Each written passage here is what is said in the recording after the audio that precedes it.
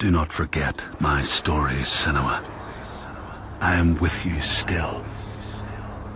Out of hell you have come, and now find yourself in Midgard, the world of men.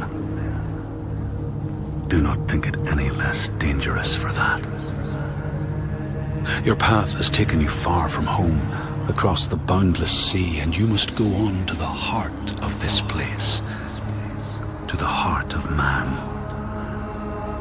You have seen how the Northmen journey out to conquer, and this is one of their lands, as icy dark as Niflheim, yet as fiery as Muspel. It has not long been claimed, and they try still to tame it.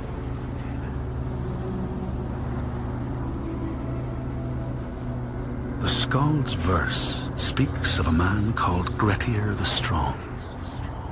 A strange and bloody life he led. And it happened in this land you have come to. Listen to his story, Senua, for it may in some small way illuminate your own.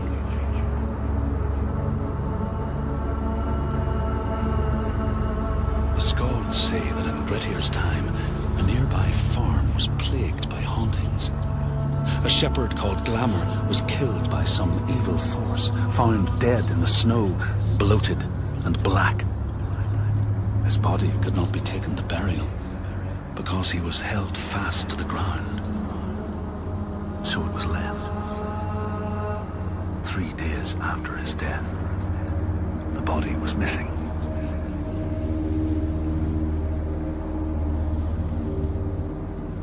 The Skalds tell how the revenant Glamour roamed the settlements, terrifying all those who lived there.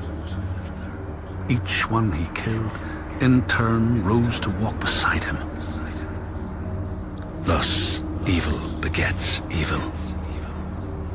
But the man Grettir was proud and overbearing, and thought the Droiger no match for his strength.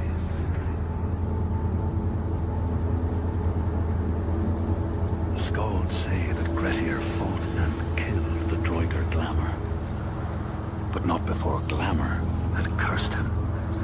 His strength would be turned against him, his deeds bring death and exile, and he would be always before Grettir's eyes, making him afraid to be alone. He saw all sorts of phantoms wherever he looked, and thus people who see things that aren't there are said to have Glamour's eyes.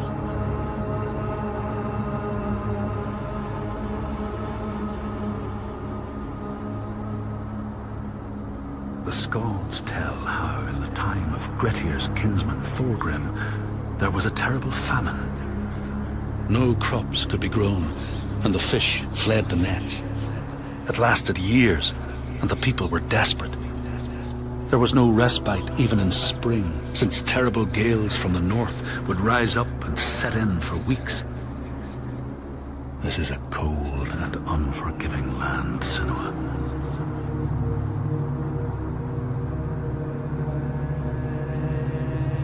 In the time of famine, at the place known as Ripskar, Thorgrim found a huge finback whale, beached and dead.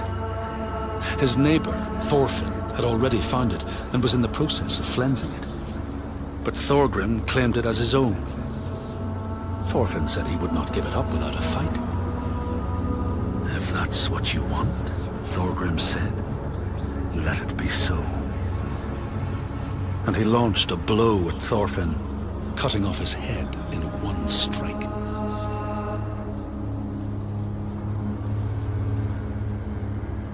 The Skalds say that the neighbours fought, armed only with the knives and axes they had brought to cut up the whale, even picking out the whale ribs to beat down their enemies.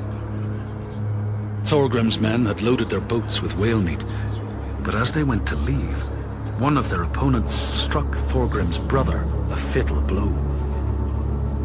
And this is how hunger fates desperate men to come to blows, striking out against one another to survive.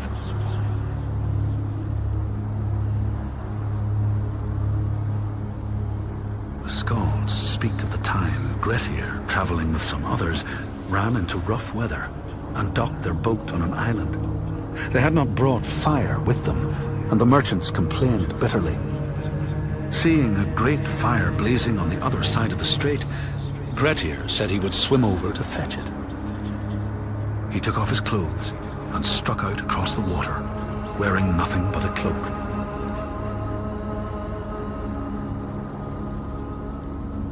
When Grettir came to the farm where the fire was burning, all was peaceful. By the time he reached them, his cloak was frozen stiff, and he looked like nothing more than some huge troll. The frightened farmhands struck out at him with the first things to hand, the burning logs from the fire. Grettir fought them off and got the fire he sought.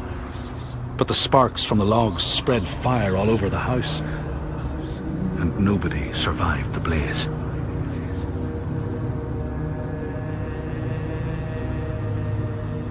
The Skalds say that Grettir swam back across the strait, keeping the fire safe from the water.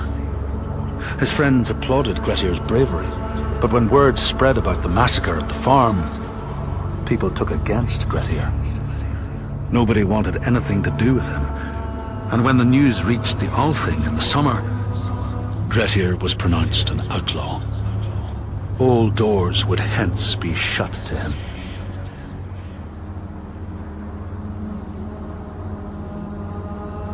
The Skalds speak of how Grettir, now an outlaw, took rest on the island of Haramsøy with a man called Audun.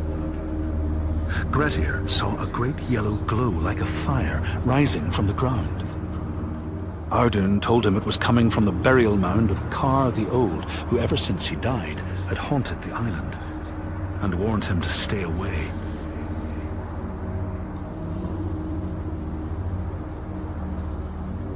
The Skalds say Grettir wanted the sword that was buried in Kar's howe, and would not be deterred from seeking it. He broke the mound open and started digging until he reached the timber props. By this time it was night.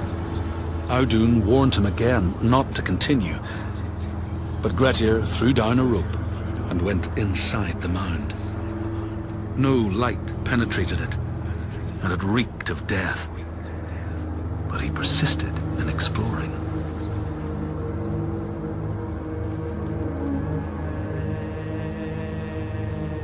Grettir found the sword he was seeking, Kar's loom, buried in the grave mound.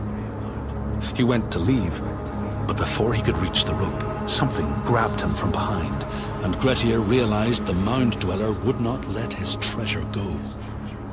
The two fought ferociously until Grettir got the advantage and chopped off the revenant's head.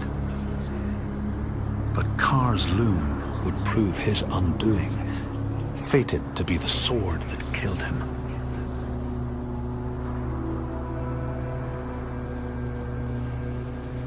The Skald's verse tells how Grettir made many enemies with his proud and overbearing nature. Always quick to anger, his strength and fighting prowess meant that even the most trivial of quarrels met a fatal end. The kinsmen of those he killed or maimed were angry, and because he was an outlaw, no one was allowed to help him.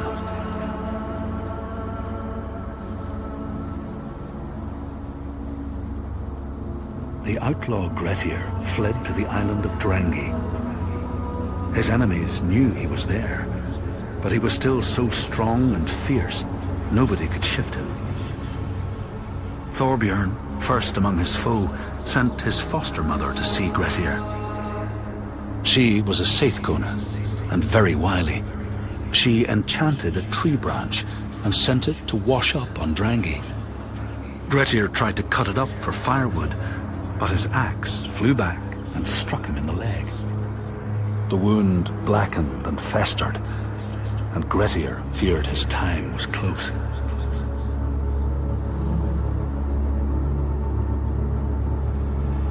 The Skalds say Grettir, wounded by Seidr, was now so weak it was possible for his enemies to defeat him.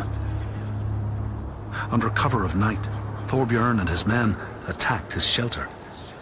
They tried to disarm him, But he clung so firmly to his sword, Kar's loom, that they had to cut off his arm to get it free. Then they used his sword to cut off his head, and the land's mightiest outlaw was dead.